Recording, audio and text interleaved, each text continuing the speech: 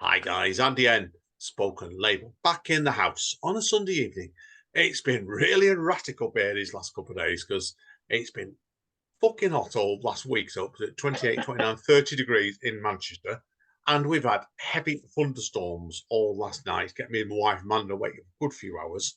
And it's been pouring down all day today, so it's been erratic. So it's a good job, really. What I'm doing spoken label today because I'm not going out anywhere. So we're over to the Buffalo area today of New York. A wonderful gentleman with me today. And he got in contact with me recently on Matchmaker.fm, I think it was. And with a really interesting book. And I'm looking forward to chatting to Steve about this book today. So, Steve, obviously, first of all, mate, would you like to introduce yourself to everybody?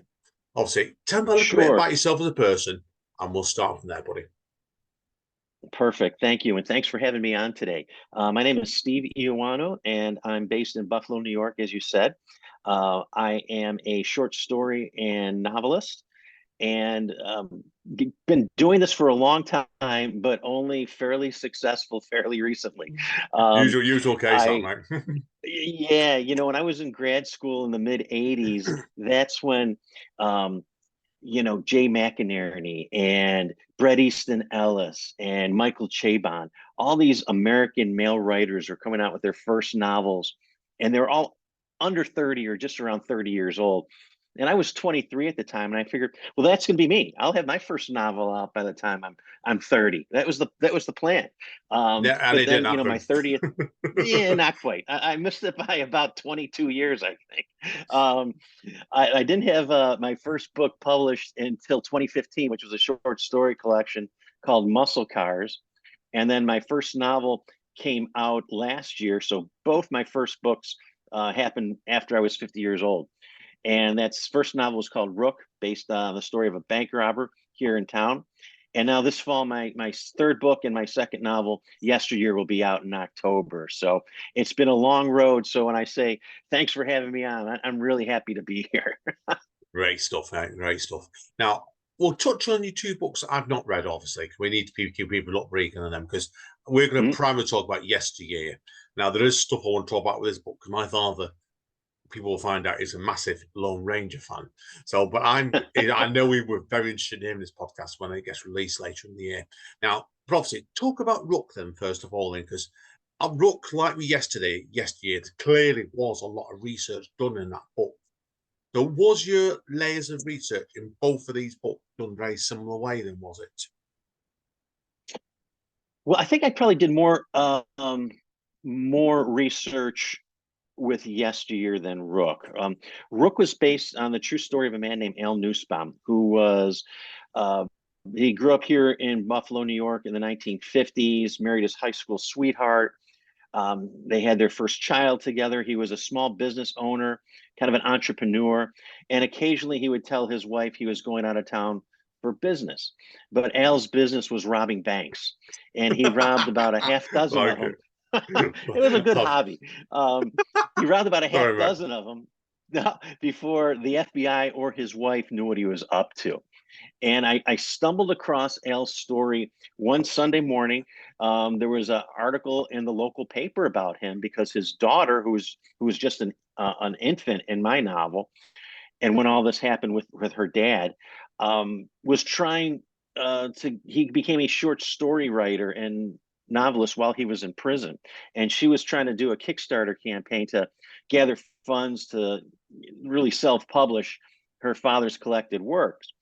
And so that's when I first read about and heard that, he was robbing banks on the sly and no one knew about it. And I said, well, I have to write about this guy, especially if he became a writer in prison, because, that just seemed too good, too rich for me to pass up. So I did a Okay. lot of research about Al. I was able to get some of his writings off of eBay. Um, reading old newspaper magazines, articles about him, but with Yesteryear, that's based on the story of Franz Stryker, the man who wrote and created the Lone Ranger. And there was just a massive amount of work written about the Lone Ranger itself. I was very lucky in that when Fran passed away in a prematurely, really, he was younger than I am now. Yeah, I heard. He died Yeah. in a car crash in the early 19. Yeah, he donated his estate, donated all his papers to the University of Buffalo here in town, where I graduated from. So I had access to go to their special collections library and read through all the letters, the telegrams, look at his memorabilia. There was probably about 24 cartons of his papers that he had Good donated. God. So that was rich with information for me to do research. So I actually put the white gloves on and held the Lone Ranger scripts in my hand. Wow. So that was a lot of fun. So a Wow. lot of research went into both books, though. Yes, because I think I see what you mean with that. The Lone Range one is probably more easier to get hold of when it when you know which direction you're going Yeah, with straight away. So, like I said, it's I did a quick look around Lone Ranger, but Dance, I said, for he's a massive Lone Ranger fan, and he said to me at the time, "Who created the Lone Ranger?" There is a bit of a dispute over that, isn't there?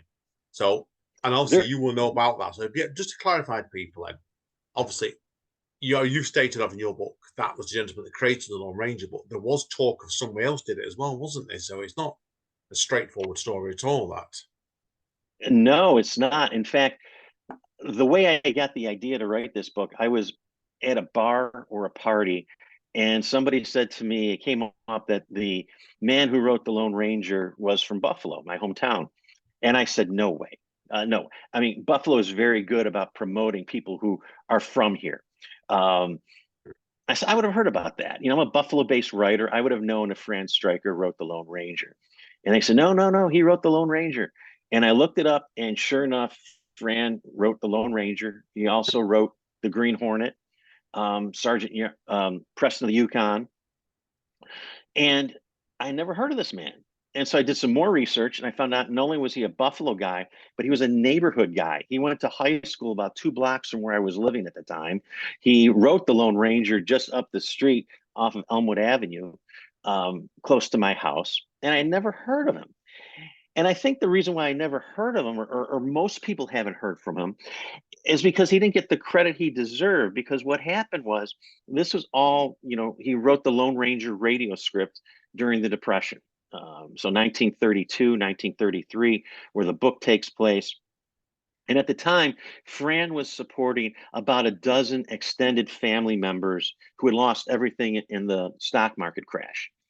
So in addition to his wife and 2 small children, he had all these, aunts and uncles he was supporting based on his writing, writing radio scripts.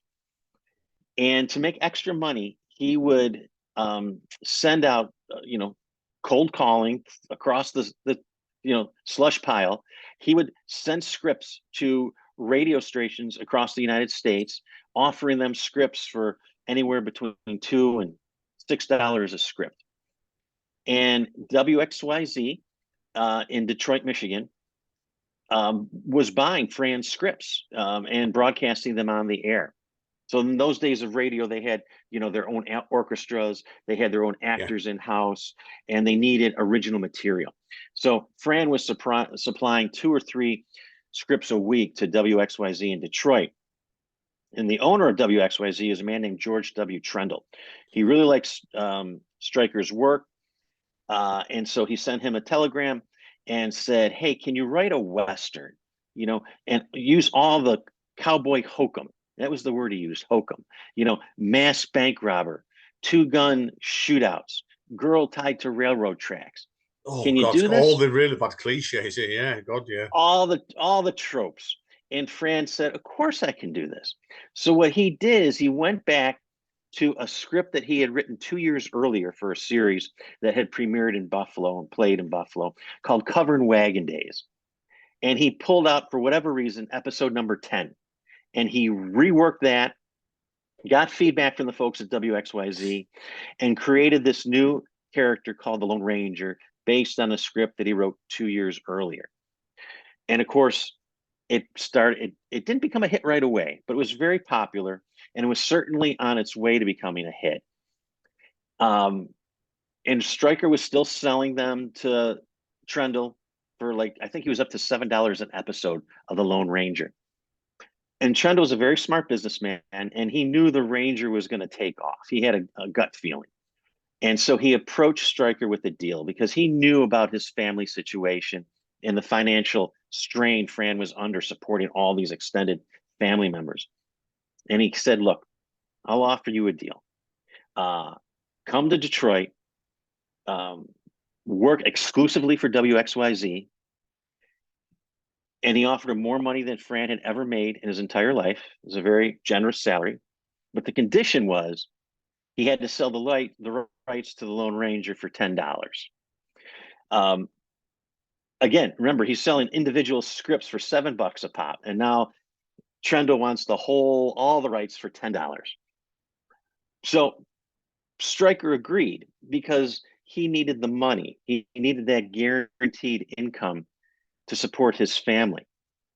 Now, what happened, and this is where your dad was absolutely right, there was some debate to this day who created the Lone Ranger, because after it became this massive hit globally, in the 1940s, Trendle started claiming in interviews and in articles that he wrote the Lone Ranger.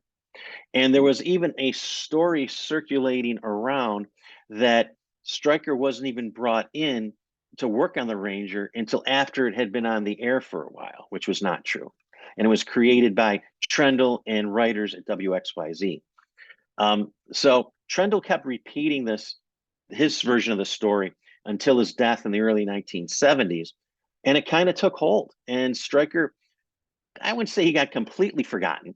He is in the National Broadcasting Hall of Fame here in the States and in the Buffalo Broadcasting Hall of Fame. But not everybody knows that he was the creative mind behind the Ranger. And even you had mentioned, we were talking before the podcast about Johnny Depp's version of the movie. If you made it to the end, I was going to be kind in that film. If you made it to the end, I'll let you slag it off. If you made it to the end, because it's kind of a tough watch, and you make it all the way to the end when the credits roll, you'll still see, based on the characters created by George W. Trendle. Stryker didn't get the credit, and of course he missed out on all the money because while Trendle owned the rights, think of all the Lone Ranger novels, the comic books, the comic strips in the newspapers, the toys, all that money Stryker missed out on. And when Trendle went and sold the rights to the Lone Ranger in 1954, I believe it was, he sold the rights for $3 million, which was a record sale at the time. Oh, it would be. Wow. Yeah, so Fran Stryker was either part of the best or worst deal in entertainment history, depending on how you look at it. But he certainly missed out. He definitely missed out on the money and really a lot of the accolades and attention that he deserved. Understandable, because I did the research before this, and it's like I think it does hold a few records. Was it something like it's well over 2,900 radio episodes, wasn't it? I think it was 2,956. I think Wikipedia said, which is a heck of an amount. Do you think on a weekly basis that's about 30 years worth of stuff nearly, isn't it? So... Well, he was I think it was Guinness actually, World Records. Estimated that in the 1930s, Stryker was writing about 60,000 words a week between all the scripts, the comic books, the novels, just an incredible, I mean, that's a novel a week, right? A short novel a week. Just incredible output. It's crazy because I know people that are in the ghostwriting field at the moment, and I know, so I'll tell you off mic, I know somebody that's been in it as well, and they get to have to do like 60,000 word novel a month. But that's a week, and it's just absolute. You think yourself, anybody that as a writer, that's incredible. Respect on that one. Yeah, he loved the Remington 16 typewriter, and he would wear them out because he was using them so much.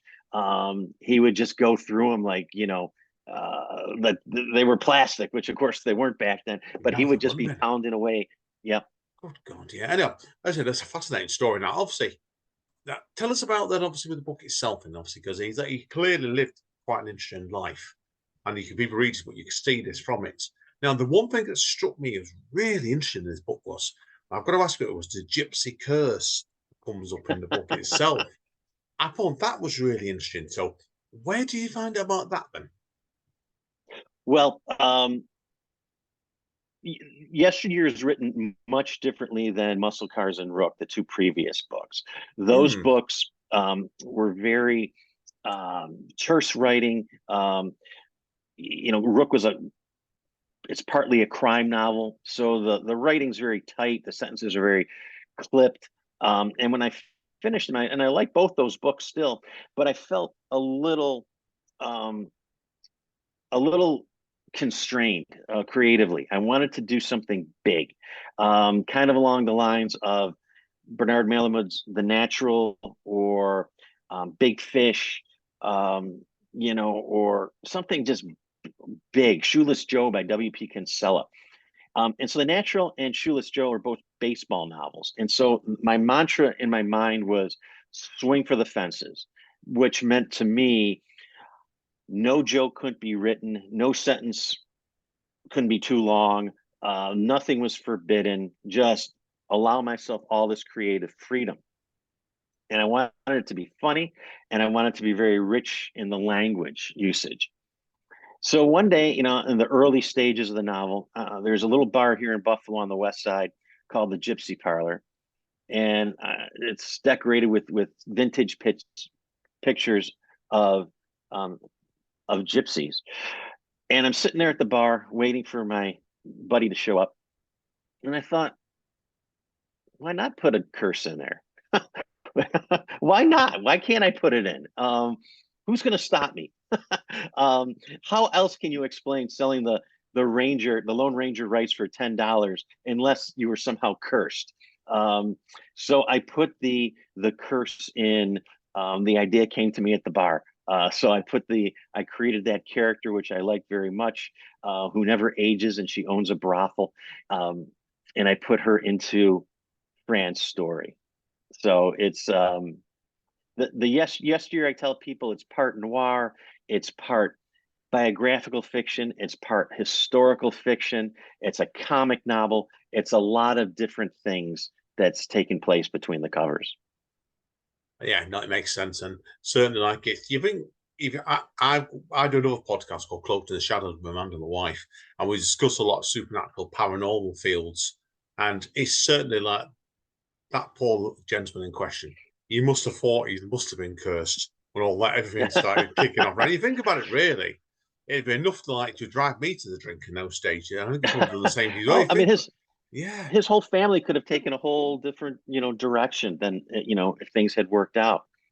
I also liked working in the supernatural piece of it, because it is part, there's a lot of magical elements within the novel. Um, and this, non-creative people or readers of your work always ask, where do you get your ideas from? Right. And the answer is we get ideas from all around us, right? And it always seems to be there when we need it, mysteriously. And there was even that book, uh, The Spooky Art About Writing. And so I wanted to put in, okay, how did Fran come up with this Lone Ranger character? And so I went against everything that was historically accurate, and I gave Fran a writer's block. And as you know, he wrote 60,000 words a week. He never had writer's block, but I gave him writer's block to explore the idea of where do writers come up with their stories? Where do things fall into place kind of mystically? And so that's why you see a lot of the magical elements within Yesteryear. And you see everyone knows the tropes of the Lone Ranger, like his horse named Silver and Kimosabi. These things are all around Fran in the novel, but he's not quite aware of them yet. He hasn't put them all together into the Lone Ranger story. But we as readers, we're so familiar with the Lone Ranger that we go, oh, silver bullets. I know where this is going. Oh, a big white horse. Yeah, I know he's going to work that in somehow. But Fran doesn't know that yet. He's struggling to come up with this idea. And that's kind of the way it works when we're writing novels, right? We get a piece of information here. We remember something that someone told us 2 years ago. We remember something that was in a book that we read 5 years ago, and all of a sudden it just kind of falls into place. And that's what I was exploring in Yesteryear, along with the gypsy and the magic stuff. perfect. What made you want to call the book Yesteryear then? Well, it's funny. I don't have many quirks about writing or rituals, like lighting candles or having certain music playing, or I have to have my coffee in the morning. None of that. I don't have any of that. The one thing I always have to do from the very first page is have a title on my work. It can't be work in progress. It can't be the bank robber novel. It can't be the Lone Ranger novel. It has to have a title. You got to name your children. So those titles may change over the course of time. Like Rook's original title for the longest time was The Human Element. Muscle Cars was going back and forth between Muscle Cars and Lost Things, which was another story from the collection. But Yesteryear was Yesteryear from the first word on the page. It just came to me that this is going to be a historical novel. We're going to go back to the 1930s. We're going to go back to Yesteryear.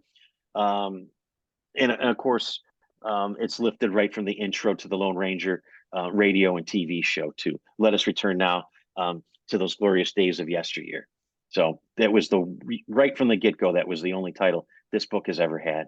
No, I think sometimes you get some books like that, because I've done a couple of poetry books, and some of them, I mean, I've known the title for I started the book. And I think other ones you can't you? They can go on like you go for, that's the hardest thing of a book. Sometimes it can be straight away with it. So yeah, no, it's a fantastic book, paper. It's well worth checking out. Like, he was chatting to Stephen today about it. His knowledge of the Lone Ranger, I think, is phenomenal. It's like it is really like you probably. I need to talk to your dad. I need to talk to your dad. Or if I could get my dad on Zoom, who didn't need a hearing aid, yeah, I'll have a chat to him at some point about that in the future. We'll definitely with that one. So, because like it's I can fully remember my dad. Oh, his other big one was Hopalong Cassidy as well. If you hadn't heard of him. And he I ended up, and I'm going to give some secrets away here. I managed to go on a legal website very recently for my dad and downloaded him a couple of their very old Lone Ranger TV programs. And it was funny. He watched one of them and turned it off after 15 minutes. Said it was too bad. That's why. But yeah, I mean, a lot of them. Yep. Early days of television, right? So the Lone Ranger was one of the first that really made that switch from radio program to novels to comic books to television, then to movies.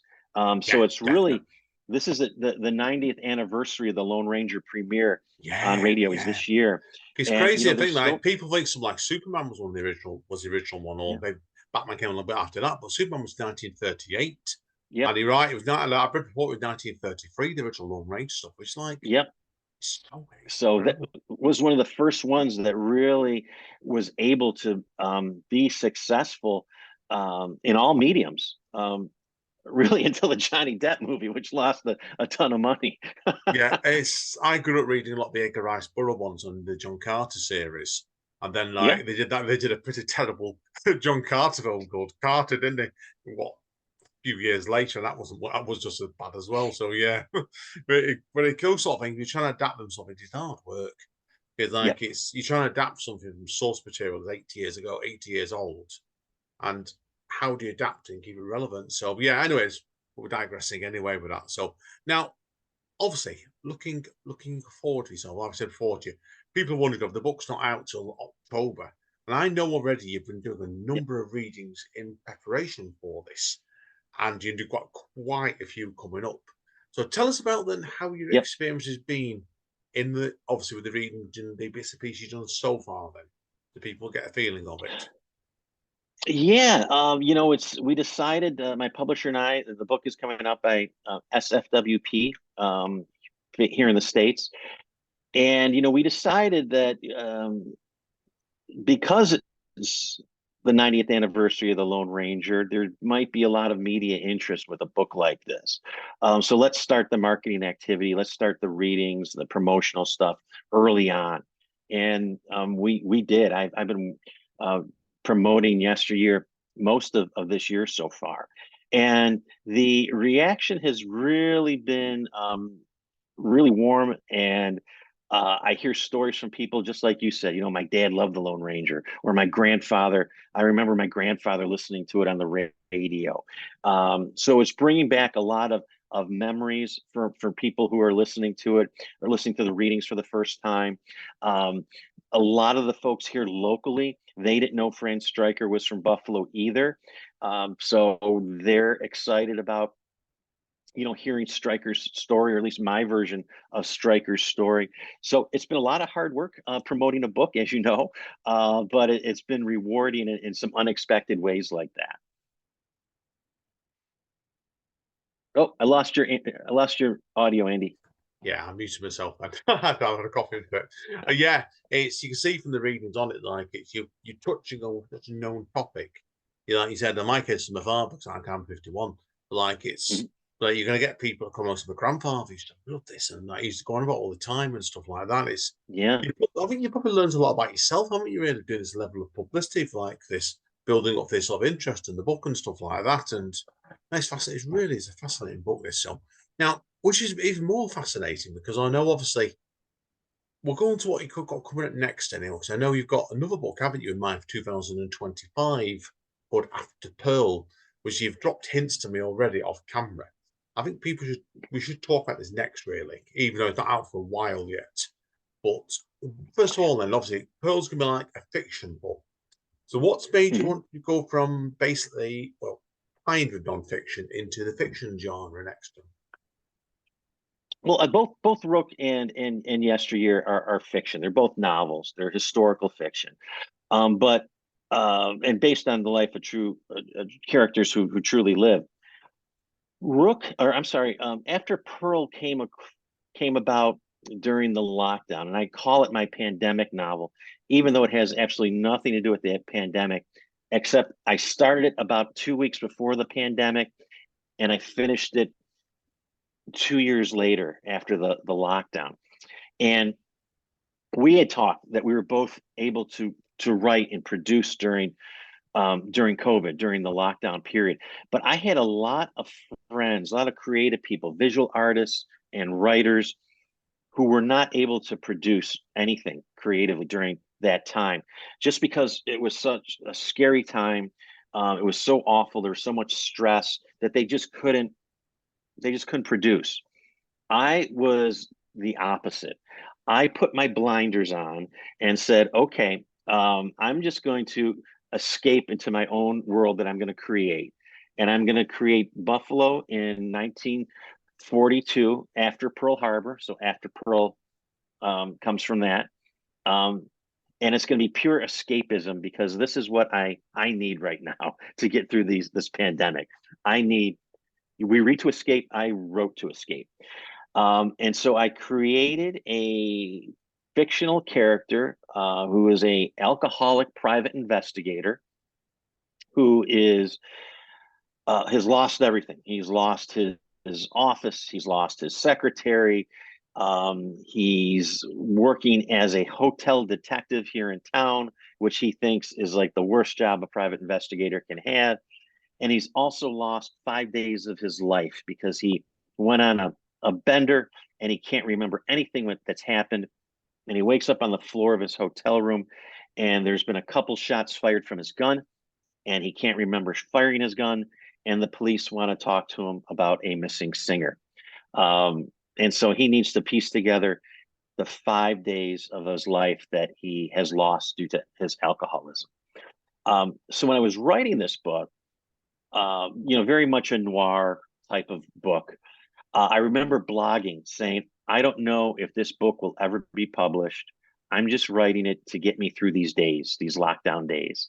So it was purely an exercise because I didn't want to watch Netflix anymore. I just wanted to escape into a world that I could control as much as my characters would let me, I guess. And that's where After Pearl came from. So it was, I showed it to an American author here who writes mystery. Her name's Carla Dameron. Her latest book is The Orchid Tattoo. And first thing she said, is this a series? And I said, no. It's just a standalone. I wrote it during the pandemic. And I showed it to another writer friend, Ashley Warlick. Her latest book is The Arrangement. And she goes, well, is it a series? And I said, no. It's just a standalone. I wrote it during the pandemic. Showed it to my publisher when it was ready. And he goes, well, is this a series? Because I think, Netflix might be interested in something like this. And I said, yes. It is a series, and of course, I had no books planned after Pearl, so I had to get back to the drawing board and start having come up with another Nicholas Bishop mystery for him to solve. So I'm into the second book. That's what I'm working on now. Good luck with that, mate. Definitely. I've got a friend of mine, also called Andrew. I'm not going to fully name. He's just had one of his books commissioned by Netflix, actually, in the UK, and his story is identical to yours, where it wasn't planned. The sequel wasn't planned, and I know what what money got quoted optioning on it, and he said to me, "Oh yes, I might be writing another book or two of this quite quickly, actually." So yeah. That's good funny. Luck. Good luck, then, mate. Definitely that one. So definitely. So, like I said, but that's way in the future. So obviously, Yesteryear is due out in October. Now, obviously, where can people get hold of the book when it comes out? Yeah, you can pre-order it now. You can go to SFWP.com, the publisher, and pre-order it there, or you can go to my website, which is SG and my last name EoAnnnou.com, and order it there, or it's available wherever you order and pre-order books, including in the UK. So brilliant. Well, good luck with it. Definitely that one, Stephen. Now, obviously, thank you. People want to read up more about you as a person. I know you've got your own website, haven't you? So where's your website, just so people know? Yeah, it's www.sgeoannou.com, EoAnnnou.com. And there you'll find, excerpts from the books, the trailers for all the books, my bio, and then all the events and links to podcasts like these and other interviews. So there's a lot of information on the website if anyone wants to check it out. And there's also, I always tell people, the last page on there is the contact page. So if you have any questions, or if you read any of the books and you have questions for me, or compliments, positive things, shoot me an email through the website, and I always respond. I'm always delighted to hear from readers. Brilliant. Yeah, definitely do it, because I fully enjoyed today. Been really interesting insights, definitely, Stephen. So what we'll do, guys, as we always do, spoken label, we're going to wrap up part one now, and when we come back in 2 shakes of the dice, Stephen's going to read out an extract from Yesteryear. Brilliant stuff, mate. Awesome. And we will see you all in 2 months.